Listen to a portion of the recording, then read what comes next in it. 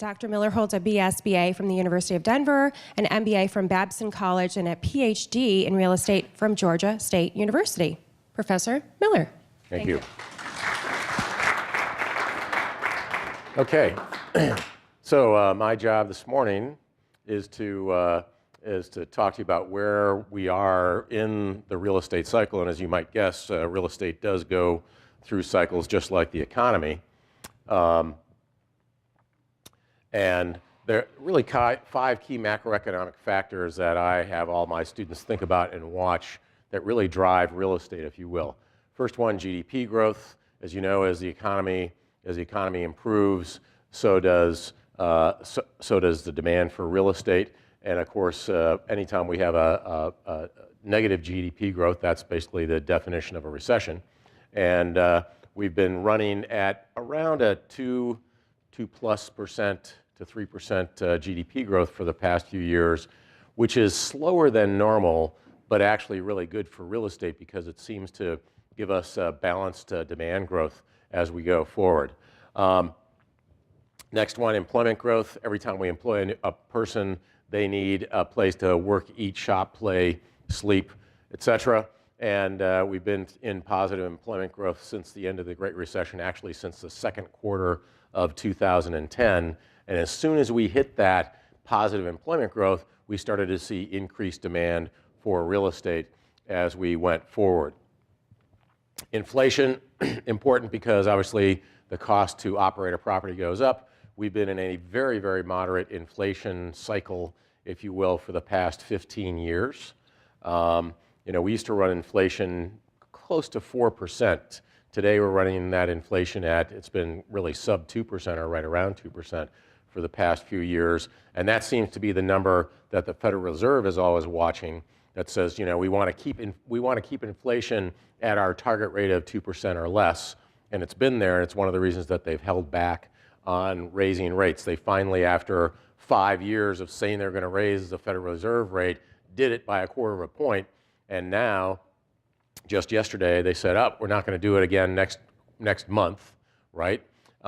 In the 2004 to 2006 growth period that we had, they raised the Federal Reserve rate 17 times by 1/4% over a 2.5-year period. And right now, the projection is that the next time they're going to raise rates might be June. So because the economy is moving ahead slowly, that rate raising looks like it's going to be moving ahead slowly as well. Of course, we all know that the rest of the world is now slowing down and may slow us as well. So there's a good chance that we don't even raise rates there. Interest rates, obviously we're in the lowest, and we'll see more of that later. We're in the lowest rate for both 10-year treasuries and 3-month LIBOR that we've had in a long time. LIBOR and or prime are typically the rates that people use when they get construction loans, and the 10-year treasury is kind of a benchmark for making commercial real estate mortgage loans. So again, very, very low rates, which is all good for real estate. If we look back over time, you can see that both GDP and employment really do move together. So you can see recessions here with the negative GDP growth. And basically 3/4 of negative GDP growth is the definition of a recession. Okay? And while the last one, the Great Recession, was lower than any of the previous recessions, we've basically been in a very good, little bit more moderate. Those bars aren't as high as previous expansionary periods, but we've been in a very moderate growth period. And many times that moderate growth ends up lasting longer. It's a little more sustainable, and that's our hope certainly going forward at this point in time. So does employment growth really help real estate? Well, here is employment growth, the black line, total employment in the United States, and then total occupied space, so space that's actually being rented in the United States. And you can see how, as we get little dips from recessions in employment, we also get a little bit of a dip in the occupancy rates, except in retail. You don't really see retail back off much as we go through recessions. It may slow down, but it doesn't actually go down a little bit. And then the other interesting one is you can see that industrial space has actually widened out. The amount of industrial space being rented is going up at a slightly faster rate than employment. The reason? Productivity, okay. The internet, okay. More and more stuff being stored is creating more demand. We're buying things through the internet, and actually, it's really the number one reason is more stuff. You know, when I was a kid, I had two choices: Coke and Pepsi. Now, how many people are Coke people? You're either one or the other. And how many people are Pepsi people? It's almost always kind of a 50-50 split, right? But when I was a kid, my choice was Coke or Pepsi.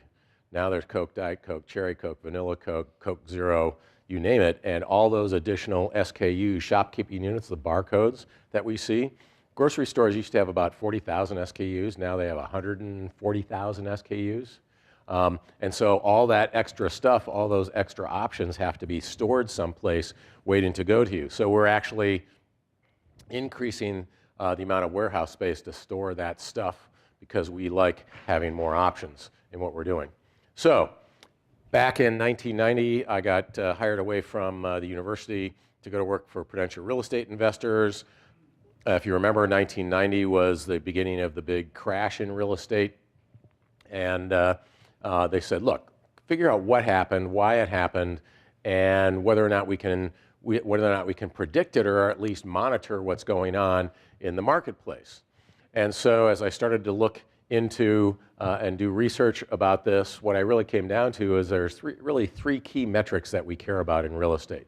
That is occupancies, how many people are renting space from us, rents, the amount they're paying, and then the price of the real estate. And if you think about it, any investment that you'll ever make in your lifetime, the total return is made up of two key things: income and price appreciation, right? So if it's a stock, it's the dividend plus the change in price in the stock, okay?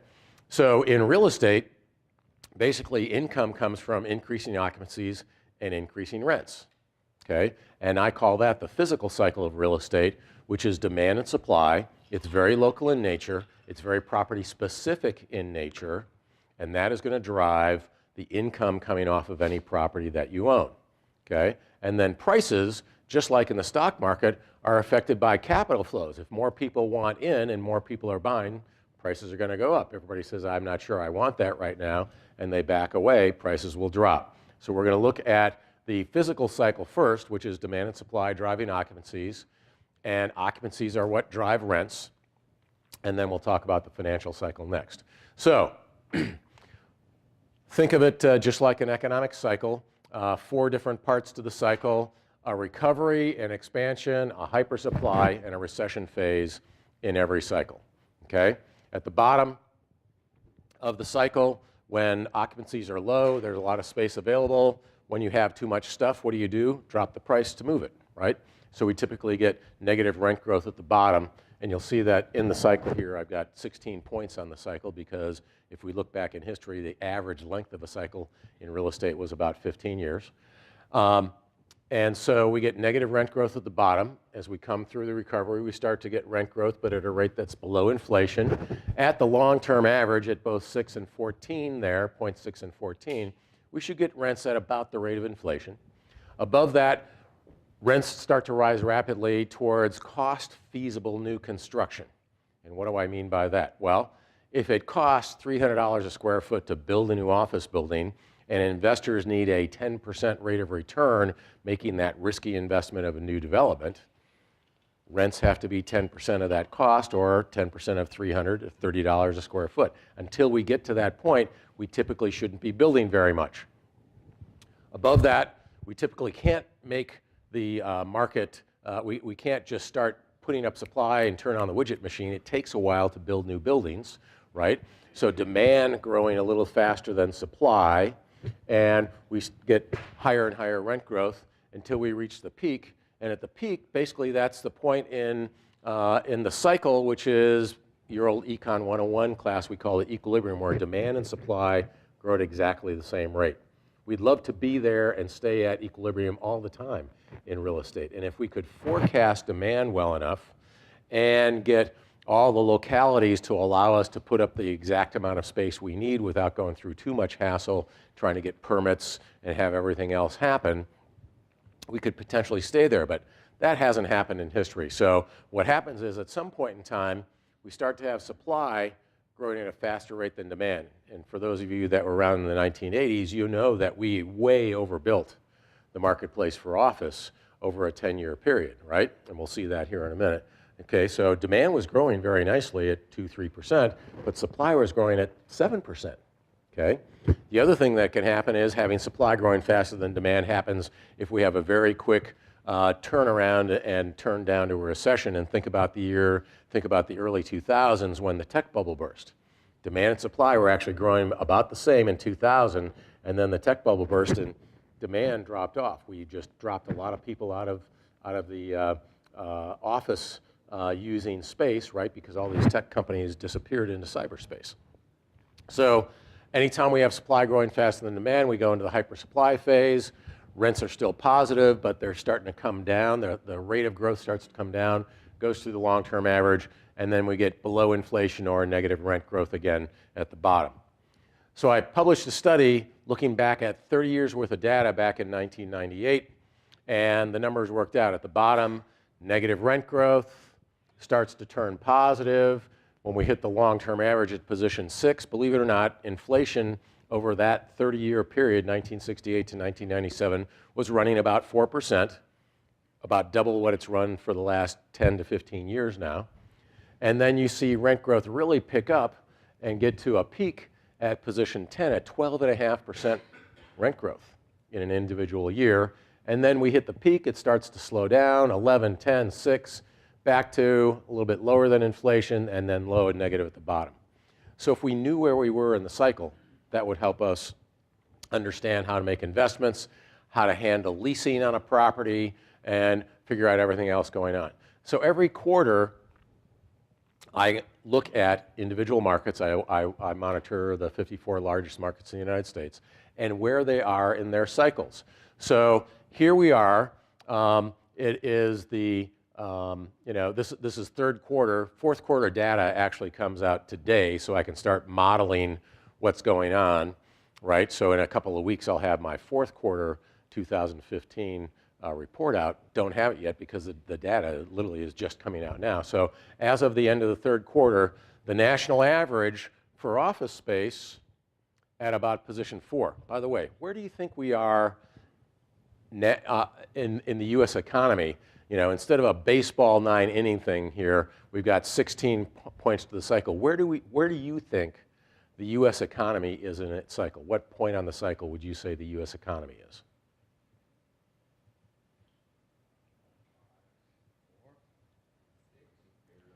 Okay, I got 6, I got 8 or 9. Well, think about it this way. It's really employment growth that drives our country, right?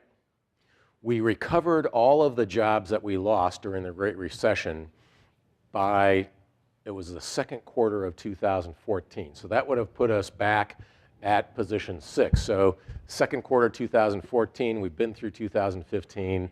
I'd say we're at probably position 7. Some people will say position 8, some 9 in the US cycle right now.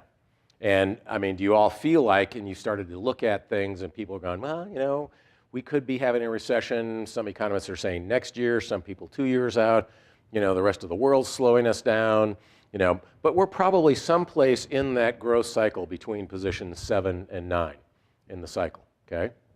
Office, on the other hand, the national average is at position 4. It's still recovering. Why? Why is it not at the same place as the US economy? We're gaining jobs. People are coming in, you know, coming into the workforce. The millennial generation is coming out of school getting jobs. We ought to be in about the same place, but there's a new major change that's happening with office space. What is it? I'm sorry? Fewer people coming in the office. It used to be that the standard number was 200 square feet per person. Every time you hired someone, you had about 200 square feet. That doesn't mean they get a nice 10 by 20 office. That includes the hallway and the bathrooms and everything else, right? And what's happening today is with technology, We have more people sharing office space. You know, I'm working a couple days at home and a couple days in the office. Because of technology, we don't need as much paper and file cabinets and everything else. So we're cramming more people into that space. As a matter of fact, you probably heard the term benching. Now what we do is we take the young millennials in, and we put up a big long table, and they got a bench to work at, and then we've got little collaborative work rooms because they like working together. So they go and they sit in the room together a little bit, but we actually use less space. As an example, last summer teaching at Harvard, we had the people from Bank of Boston in, and they had their main tower in downtown Boston. They were adding space out in some old warehouse space near the waterfront, which is the new high-tech growth area in Boston. And what was happening there was they said, we've now gone in, we've talked to the employees, what are their interests, what are they looking for, how many days are they going to be in their office, and they've come down to the fact that they can cram people into 110 square feet versus their main office where it's 200 square feet per person, okay? So what's happening is we need almost double the amount of people to create the demand for the same amount of office space. So that's why, at the moment, office is lagging. Now, because we're here in Florida, the biggest major city nearby is Tampa. Let's watch Tampa as we, as we look at the different property types as we go along here. So notice that after, two other things to notice here is after the nation, there's a +1. That means that from the previous quarter, the nation was at position 3 and it's moved ahead 1. Occupancies have come up a little bit so that it's moved ahead. You can see that Austin, Texas is a city that's just booming. You know, great technology, a lot of people there, things doing well, and things moving forward from that standpoint, as well as San Jose. Okay. The other thing is you'll notice that there's a few cities that are in bold and italics. When I started doing this, one of my major clients was a Dutch pension fund and said, Glenn, this is great stuff, but we're never going to go to anything but the big institutional quality markets in the United States. Could you send us your report just showing us only those markets? I said, okay, which markets do you want? And they said, no, you tell us. I said, okay, how am I going to come up with that? And what I did was I took all 54 of these markets and I said, well, let's look at their size to start with. When I sorted by size, something really jumped off the page for me. If you look at it, there are 11 markets that are in bold and italics on this chart. It takes 11 markets to make up 50% of all the square footage in all 54 markets. So we have some really large office markets. And as we go city by city, or excuse me, as we go property type by property type, that number changes anywhere. It goes anywhere from 10 to 15 markets. And it actually takes 15 markets to get to 50% of all the apartments. So as we go along here, we'll see some of those cities change. For instance, you'll never see Las Vegas in bold and italics except in one property type, hotels. Okay? You'll never see Memphis there except in one property type, and that is industrial. Okay? So here we are with industrial. Notice that the industrial market, the national average is at position 8, basically right about where I think the economy probably is today, okay? And Tampa happens to be sitting in that same place. So the national average and Tampa were at position 4 in office, but they're at position 8 in industrial space and warehouse space. And you see that a lot of markets are up near the top and even peaking, and 2 markets, Dallas and San Francisco, have gone over the peak. They put up just a little bit too much space. And so their occupancy level is just starting to come down a little bit. Anybody want to guess why Denver's at peak? We have new laws in Colorado, right? I call it the pot effect. Okay? All the old crappy warehouse is now leased up and has lights in it, and they're growing marijuana. Okay? So we have to, you can actually look at and see what drives each market in the economy as and drives the property types. Okay, if we look at apartments, you can see that I believe that the national average is at the peak. We've had just a ton of demand from the millennial generation coming in, and they're coming out of school, they have debt, they can't buy a house. As a matter of fact, anybody know the average age of a first-time home buyer in the United States? 33. 36 years old. You're saying, wait a minute, I bought a house way before that, but you got to remember that only about 25% of the people in this country actually get college degrees, and if you're making $80,000 a year, you're in the top 10% of all income earners. So, you know, you're all above average from that standpoint, right? You know, take the blue collar worker who gets out of high school, gets a job working at the gas station or wherever, and you know, saves up to buy their first car and get a car loan, and then gets married, and then has to save up because mom and dad can't help them, and it takes them till 36 years old to buy their first house. Plus they're paying off their school debt. Right. College kids, right. Right. So we're kind of at a peak there on a national average, and a number of cities have gone over the top. And the reason for that is we're just putting up too much of the space. Okay, it's the one property type that the federal government actually helps with, because Fannie Mae, Freddie Mac, Ginnie Mae, not only do they make home loans, they make housing loans. So they make loans to apartment builders and developers and owners. Okay, and if you can get the permanent loan, you can get the construction loan. Okay, so we are in essence overbuilding. Brad. But a bunch of those markets have moved back a stage in the cycle. Right, and as a matter of fact, yeah, and basically what happened was they started to have some occupancies decline, and then those occupancies came, occupancies improved over a quarter. So if you will, it kind of looks like that, and we'll see that when I show some signs. These markets could stay at the peak for a good long time. That's right. They could stay there for a very long time. If we were, as a matter of fact, if we were to slow down the rate of new development, we'd be fine. For instance, Denver, obviously I live there and follow it closely, okay? Demand for 8,000 new units every year for the past 3 years. Last year we built 10,000 new units, and this year we've got 12,000 under construction. If we would back that off just a little bit, that 8,000 per year is expected to continue for a couple of years going forward. And we'll see it here as we get to looking at a forecast, okay? Retail, national average, again at position 8. Tampa, same place.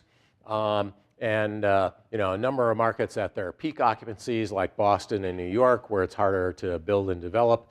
So interesting to see what's going on in the fact that we're really in the expansionary phase of the cycle in a majority of markets around the country. And then finally, hotels, national average at position 10. Tampa really following the national market, with again some markets at their peak, and 2 markets. There's Austin a little bit over the top in hotels just because they've just finished a number of new hotels. So that's where we are. But what you really care about if you're going to be investing in real estate is where are we going and what does it look like? So to do that, I have to forecast those 2 things, demand and supply, right? Supply is actually fairly easy to figure out because we have this company called FW Dodge, and since the early 1960s, they've been collecting construction information, not so much for me as a researcher, but for the building trades. Like if you're a foundation contractor, how do you know where to go look for your next job, go bid on a foundation? And the answer is FW Dodge collects what's in planning, what's been permitted, what started construction, and then as soon as it's completed. So they've got a very accurate forecast going out a number of years on what's going on. On the other side, demand, we have to look at employment growth city by city, and economists are guessing at the future, right? They're never perfectly right. They're always off by a little bit, right? But watching major macroeconomic trends is very important to me because it helps us understand things that are happening. So I'm going to use office as my example here and go back through my 40 years in the business and kind of give you some things that are going on. So back in the 1970s, okay, we had very strong demand for office space that stopped with the recession in 1974. That's the year that I graduated from college. The unemployment rate back then, everybody says, oh, times were tough during the Great Recession, right? We had a 10% unemployment rate. In 1974, the unemployment rate was 11%.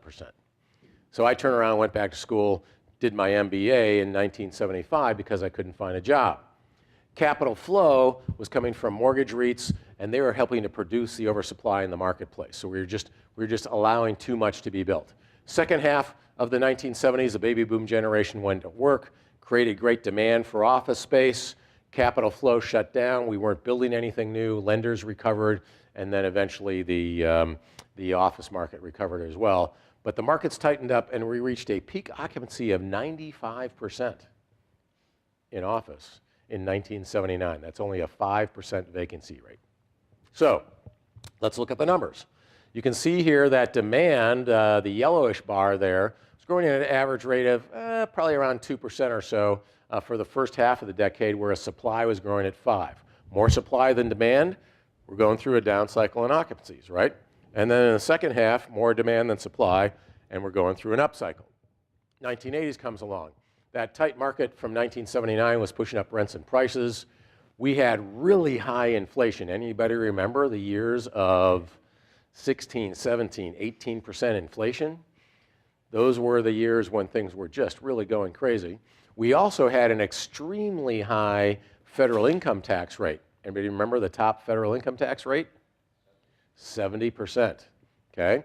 And so we had a recession in 81, and Congress said, well, we need to start to get people to kind of help push the economy along here. So the 1981 Tax Act came along and said, if you make an investment in something that creates jobs, we'll let you write off, any losses against your 70% federal income tax rate. And so that kicked off the whole tax shelter part of the, part of our era, where you could build an empty building and use the depreciation against your income.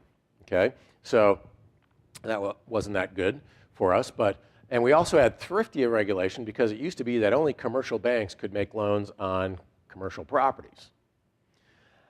They deregulated the thrift industry so that savings and loans and thrift banks could now make loans on commercial real estate as well, but they had no background in it. So it made it easy for commercial developers to get loans because they had all this extra capital to come in, okay?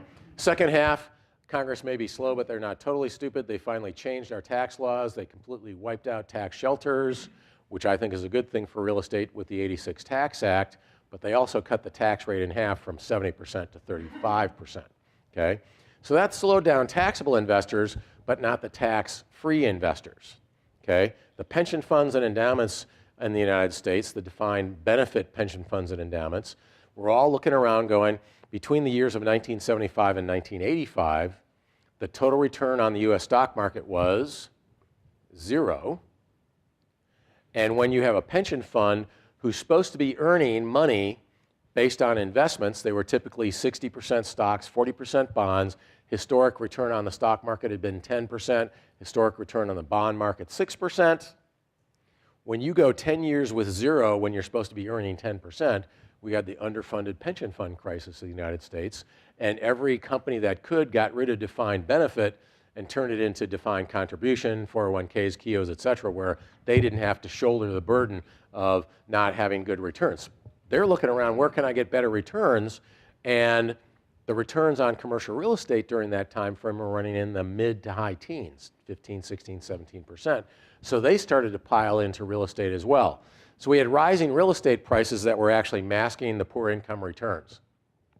So as you can see here, supply of new real estate in the 1980s, office space grew at an average rate of 7.7% per year.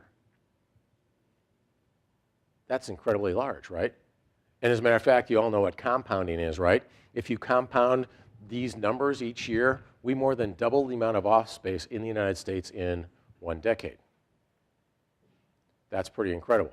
But the most incredible thing on this graph is actually the rate of demand growth. Demand growth grew at an average rate of 3.8% a year. And you're going, why is that incredible, Glenn, when supply grew at 7.7%, more than double? I said, because population growth in the United States was running at a rate of about 1% a year. And employment growth, with the baby boom generation, me, coming to work, was running at a rate of 1.4%. How is it possible that demand for office was growing up at a rate of 3.8% per year?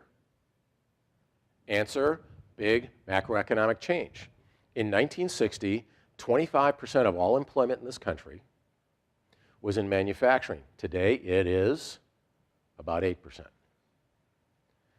In 1960, about 8% of all employment was in office-using type jobs, and today it is 30%. We have gone through a macroeconomic change from being a manufacturing country to being an information and technology country, okay? So that major shift created major demand changes for office space over that time. And those are the macro things that we need to just be watching for as we make our investments in real estate, okay? 1990s comes along, moderate stable demand growth, even with a recession in 91. All those oversupplies and foreclosures of the 80s shut down new construction. Excess space started to get absorbed. In the second half, the growth continued. With the oversupply absorbed, the actually investment returns for office picked back up. Construction was constrained. It became much harder to build than it used to be. And we ended up with more efficient markets where we matched up demand and supply. So now in the 1990s, you can see that we have, in every single year, more demand than supply, and basically almost no new supply being built at 92 through 1995. That's less than 1/2 of 1%. The other scale for the 80s was 0 to 10%. This is 0 to 3. And finally, some nice equilibrium years of 1998 and 1999 where demand and supply matched up very nicely. So now we move into the next decade, the 2000s. Globalization really created a much more stable U.S. economy. Our recession in 2003 was fairly mild. It was a quick bounce after the technology bubble burst. We were getting a lot of job growth out of the technology change. Basically, the population was growing by 2.8 million people per year during that time frame. And can I put that into real estate terms for you? That means that at 2.8 million people per year, that means that we need to build a complete city the size of Denver, Colorado, every year to give those people a place to eat, sleep, shop, work, and play, okay? More people, more space needed, okay? When I started school in Denver in 1971, 72, the population of the city of Denver hit about 1 million, okay? Today it's at 2.8 million, okay? So, we get that growth. Baby boomers were in our highest income earning years. We started to buy second homes during that time frame. We inherited some money, or we decided, hey, we want to be here in Florida. Let's go down. Okay, we rented. We think we like it. Let's buy a place now because prices are going up. And we created a lot of extra demand for housing with the second homes. The echo boom children, I've got 3 sons going to college, getting their first job in renting, basically create the same kind of economic force and growth that we saw in the 70s when the baby boomers came through that time frame, right? When you get your first job, what do? You're spending your money buying clothes, buying a car, buying furniture. You're spending more than you're making, and you're really creating, a great economic growth in the country, and that's what we're going through today with the millennial generation, okay? The aging population, really started with baby boomers retiring in 2014, but many of us are pushing that out a little further than 65 or 66, right? Or still having a partial job or whatever the case may be. But it's really employment growth that drives demand for commercial real estate space. On the other side, on the supply side, one of the things that's happened was real estate got access to the public capital markets, the stock market, for the first time in the 1990s with REITs. Even though REITs started back in 1960, they really didn't go anyplace. They got to about $10 billion in size, and they hung there for a long time. In the 90s, all of a sudden, they really started to take off. And if you will, in my 4 decades in this industry, what I found was in the 1970s, pretty much every commercial real estate transaction was local buyer, local seller, local bank doing the financing. The 1980s, along come the pension funds and endowments, all of a sudden national buyer, national seller, national financing happening. In the 1990s, we get access to the public capital market with equity through REITs and with debt through commercial mortgage-backed securities, CMBS. And now, in this new decade of the 2000s, the other things that happened is we've become global. All of a sudden, we've got international buyers coming here. We've got people in the United States buying overseas, et cetera. But when we got access to the public capital markets, basically what happened was capital had to be economically driven.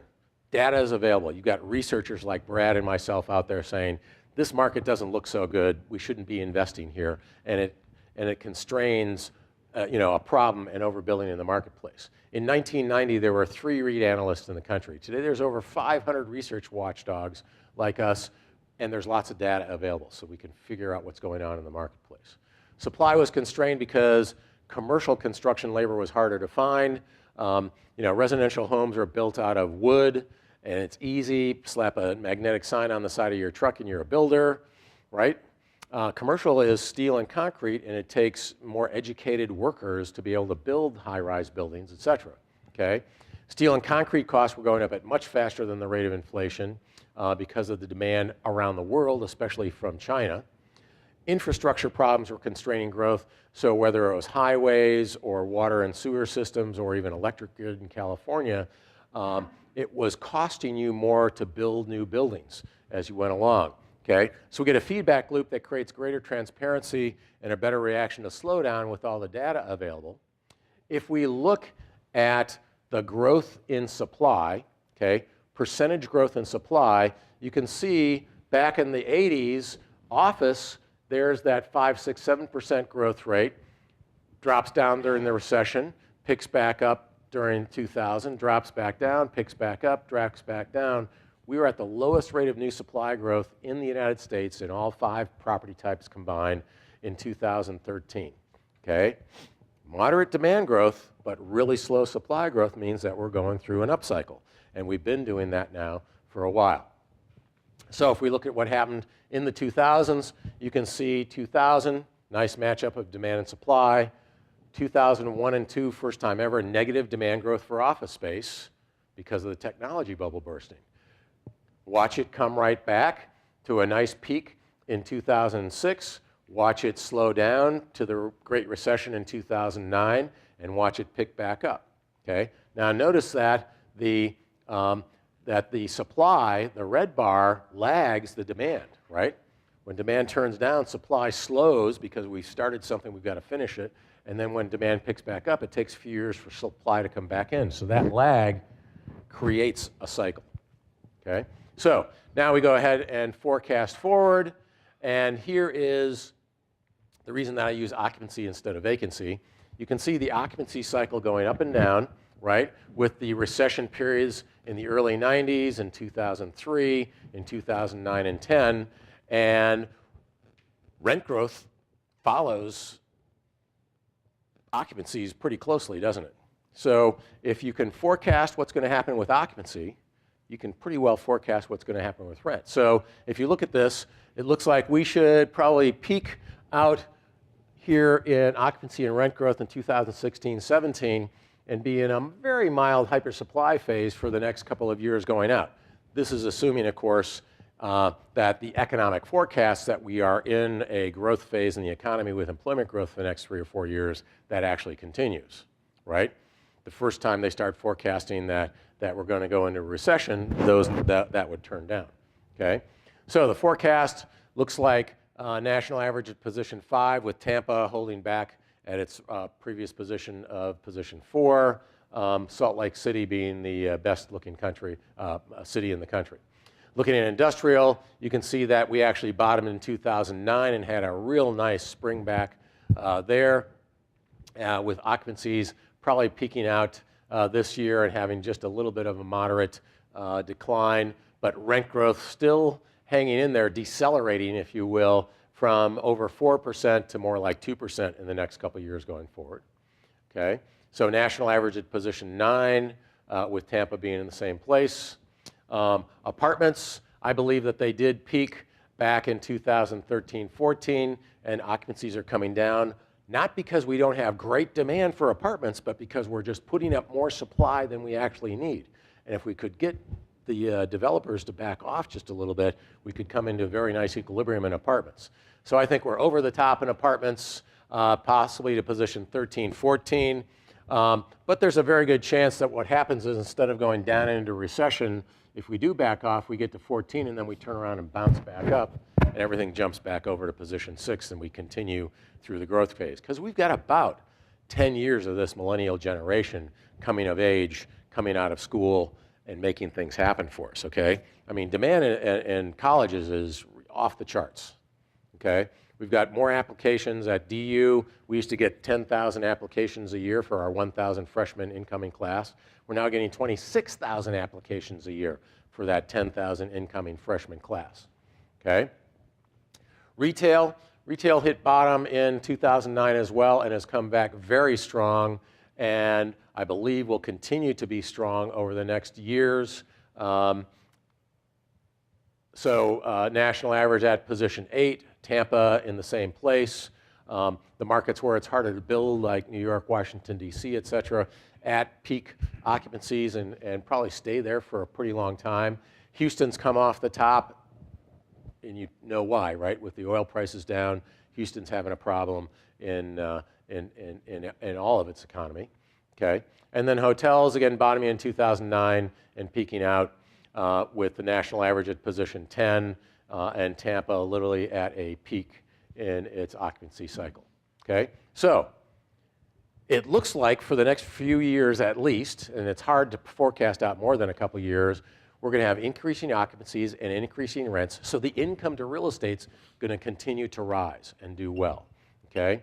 NACREIF, the National Council of Real Estate Investment Fiduciaries, that has all the information from all the pension funds and endowments. Their return last year came out to be, it just came out on Thursday, yesterday, it came out to be 13.3% compared to, what was the stock market? 1 point something, right? So, so a very good year in real estate from that standpoint, okay? So the financial cycle, it's capital flows that affect prices to real estate. And if we look at it, if we look at real estate, it is a major asset class. Institutions now take real estate and say it's a separate asset class and we're going to make an allocation to it, which means we're going to put money in. We're never going to just jump in and out of it. It's an asset class and we're going to be there. If we look at stocks and bonds and income producing real estate in the United States, it's about 22% of the investable universe. If you looked at all of the institutions out there, they typically have an allocation to real estate of somewhere between 5 and 20%. Over the past couple of years, most of them have increased their allocation to real estate, and many of them are having a hard time actually funding and buying the real estate as we go along, okay? So the property cycle in blue, the capital cycle should follow it fairly well when things aren't good. Not that many people are interested in buying. As they get better, they start to buy, and the capital cycle flow picks up. It peaks out in the hypersupply phase and then drops off very quickly.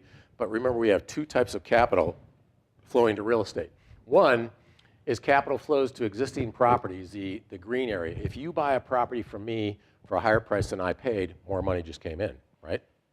But the other one is the capital flows to new construction that should start at cost feasible rents.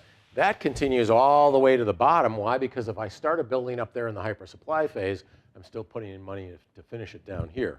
So it used to be very difficult to follow what was going on with capital flows, but that has changed, and we'll see why here in just a second. But if you will, your choices, your clients today, they have a choice. They can buy stocks, they can buy bonds, or they can buy real estate, right? And I turned 60 2 years ago, and my retirement fund is with TIAA-CREF, my university. Now, have you all heard of TIAA-CREF? Okay. So TIAA-CREF guy comes to talk to me, and this young man happens to be about 2 years younger than my oldest son. And he comes in and he says, Dr. Miller, now that you've turned 60, you know, we highly recommend that you increase your allocation to bonds. And I said, really? I said, dude, can I show you this graph? Because I always carry my computer, and I whip up this, and I said, here are interest rates on 10-year treasuries, the benchmark that everybody uses, right, over my lifetime, okay? The average yield on the 10-year treasury over my lifetime, over the past 6 years, has been 6%. Said, now, the total return on treasuries comes from what? You're going, I said, income and price change, right? He said, yes, okay, great. I said, so if we look over the past 30 years, which is probably what the dude back at the office who's playing with the allocation model is working with, right? He looks back over the past 30 years, and he sees the average total return on 10-year treasuries to be 8.7%, because as interest rates go down, bond values go up, right? He goes, yeah. I said, however, We aren't sitting in 1982 expecting to be moving in this direction. We're sitting like when I was born, where interest rates are at 2% on the 10-year Treasury, and everybody expects them to go up, right? And so from 1953 to 1973, the average total return on 10-year Treasuries was 1.9%. And between 53 and 81, it was 3.9%. I said, put that return expectation into your allocation model, not 8.7%. And how much do you think I should have in bonds now? He goes, I don't know, why don't you tell me? I said, I want a zero allocation of bonds, but you've got to have fixed income. I said, great. TIAA-CREF has a direct real estate fund. I want to go allocate 60% to direct real estate. So I am allocated in my retirement fund to 60% direct real estate and 40% stocks, period. So the cool thing is that since the year 2000, a company was started called Real Capital Analytics, a longtime friend of mine, Bob White, who collects data, collects the information on every single real estate transaction in the United States, commercial income producing real estate transaction, over $2.5 million. And here you can see the transactional volume over time, okay, the blue bars there, and then he got together with Moody's, the big company, and they put out the Moody's Real CPPI, Commercial Property Price Index. I'm sure you've seen the Case-Shiller Home Price Index, right? This does the same thing for commercial properties. So the Moody's Real CPPI is the yellow bar there. So as capital flows in, as there are more and more transactions, the price goes up. During the recession, nobody's buying. They go down, and it comes back as we go. So basically, we're at about the same pricing that we were at when we hit a peak in 2007. But the other nice thing is they collected by property type and by market and everything else. And you can see that CBD, a central business district or downtown office and apartments, are actually above their peak pricing from 2007, 2008, whereas retail, industrial, suburban office and hotels aren't quite back there yet. Okay? So we're not even to peak pricing that we had back in 2007, which means I think that there are still good investment opportunities out there. Okay? Now, we express real estate prices using what we call cap rates or capitalization rates, or the easy way to explain it to your clients is it's like a bond yield. If I buy a building for $10 million and it earns $1 million, that's a 10% rate of return on the building, right? So if we look at cap rates over time, you go, well, cap rates were running about 8% back in 1989, 1990. When we had that recession in 1990, prices fell, cap rates rose to close to 10%. Then we had REITs coming in, raising capital from the stock market and buying properties, and they drove prices up and cap rates back down to kind of the 8.5% rate by 1998. At that point in time, I was working in the REIT industry, and all of a sudden, the technology boom took off, right? Everybody said, who wants an old economy investment like real estate when I can buy a tech stock that'll go up 100% in 6 months? So everybody started pulling their money out of real estate and putting it into technology. Prices dropped, cap rates rose till 2001. Technology bubble burst, somebody goes, give me a hard asset. Give me something that's not going to vanish into cyberspace. Real estate becomes a very attractive investment. Everybody gets into real estate, and they drive prices up and cap rates down to 6% in 2007. Recession starts, nobody's buying, prices drop, cap rates come up. Literally the day that we start employment growth in the second quarter of 2010, money comes back into real estate, prices go up, and cap rates come down. When you look at this graph, you go, wow, real estate looks expensive historically, doesn't it? But today, you have to make an investment decision for your clients. Are they going to buy stocks? Scares the heck out of me at the moment. Are they going to buy bonds? Not me. Go ahead, right? Give them a nice 2, 3, 4, 5% yield where the value of that bond potentially drops, or real estate. So what we have to do is look at real estate compared to, relative to the alternatives, right? So if we take and look at real estate's yields compared to 10-year treasuries or the risk-free rates, how much are you getting for taking that extra risk of investing in real estate? Answer, back in 2001, you were getting 350 basis points of extra yield for buying real estate. Real estate was expensive in 2007 when you were down to 100 to 150 basis points. Today, you're getting anywhere from 300 to 500 basis points in extra yield for taking the risk of investing in real estate. It looks cheap in comparison to bonds. And that's the thing I think you need to talk to your clients about is, are you looking for yield? Are you looking for income and return? And real estate is providing that today. And I just finished doing an article, or updating an article, where people said, well, when interest rates rise, real estate prices are going to go down. And actually, just the opposite happens. Why?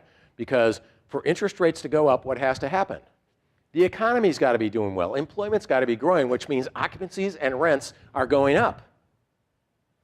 Hence, we need real estate, therefore, has done much better in rising interest rate and in expanding economy times because we need more of it, okay? So if we look back over time, here's low versus high inflation times, okay? So the green is below median CPPI, our commercial, or the consumer price index of 3.3%. You can see real estate doing well in both low and high times. The only thing that did better in high inflationary times were commodities, which makes sense, right? And this is the nominal return. If I adjust it for inflation, it's still doing extremely well, okay? And it's more balanced than all the other investment asset classes. And I use the term balanced because it's got the closest spread between low and high inflationary times, okay?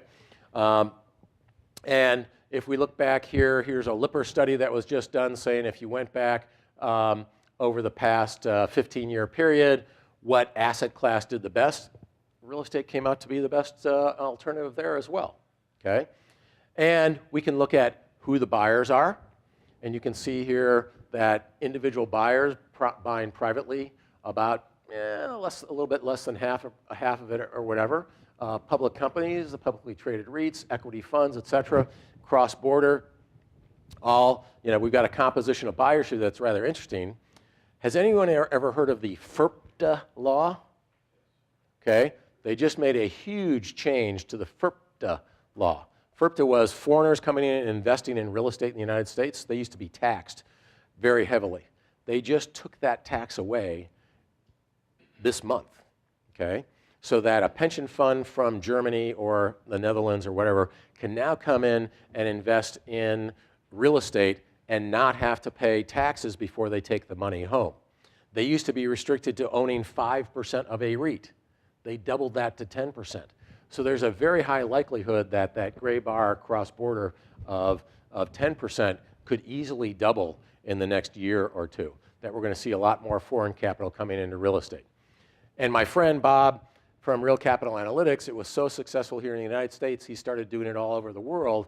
This now shows US money in blue going to other countries, and all the other colors are other countries coming back into invest in the United States. In the United States, we have cap rates that are running in the 5 to 7% range. If I went to, in New York City, you'd say, my God, New York City office space is super expensive, right? They're selling at a 5% cap rate, 5% cash on cash yield. In London, it's 2.5% yield. So to a London investor, US real estate looks really cheap because they can get double the yield here that they can get in London. So we're seeing foreign capital coming to the United States to buy, pushing our prices up, okay? We're now in a global real estate environment, not just a local real estate environment. So quite a change over time, and that's one of the reasons I think that we'll see real estate prices not dropping as the economy continues to go. So my conclusions: demand and supply affect occupancies and drive rent growth. We've been in employment growth since the second quarter of 2010, and right now, no one is predicting that that's going to stop. It may slow down a little bit, but it's not going to stop. Supply growth was the lowest in 43 years in 2013, and it's started to pick up now in all the property types in the last 2 years, right? But we're in the growth phase for at least the next couple of years, depending upon the market and the property type, and that's the importance here, right? I'm sure that all of you have clients that own their own real estate. One of the problems is that many of them are tripling down, right? I live in, pick the city, and I own and operate my business there, and I own the real estate that I run my business out of, right? If anything happens to that economy, you're going to lose 3 times over. Your house value is going to go down, your business is going to drop off, and the value of your real estate is going to drop. Sell your building, take that money, invest it in a fund that invests in real estate around the country so that you're at least diversified in your real estate investment. You wouldn't tell someone that's in a company that their only investment should be their own company. Because if something goes bad, they're in trouble. Some of their wealth should be diversified into other investments. Same thing with real estate, okay? Capital flows affect prices. Stocks rebounded in 2013. They have been really volatile for the past 3 years, right? And more I hear, I just saw, Blackstone came out and said now there's an illiquidity premium. People are saying, I'd rather have something that's illiquid so it isn't so volatile like the stock market, right? And so they're seeing more and more of their institutional clients moving into illiquid investments, which if you don't need the money, potentially, obviously, it lets you sleep a little better at night, okay? Real estate was the safest investment alternative between 2000 and 2007, pushing prices up. Those prices corrected in 2008 and 2009, creating buying opportunities.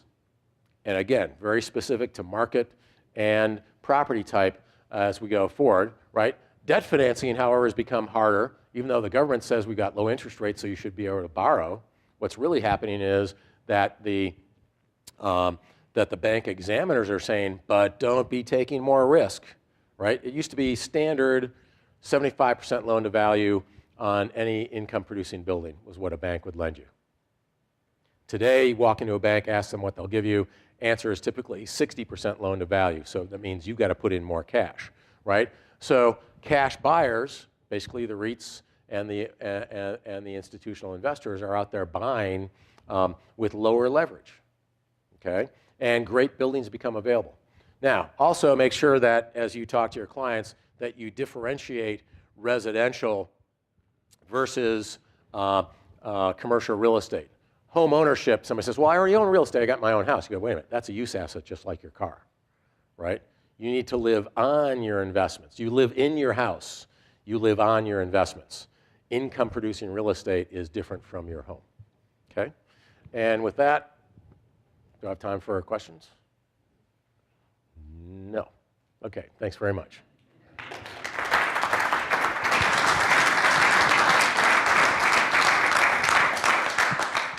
Thank you. Thank you, Dr. Mueller. Thank you. Great presentation. Thank you. Next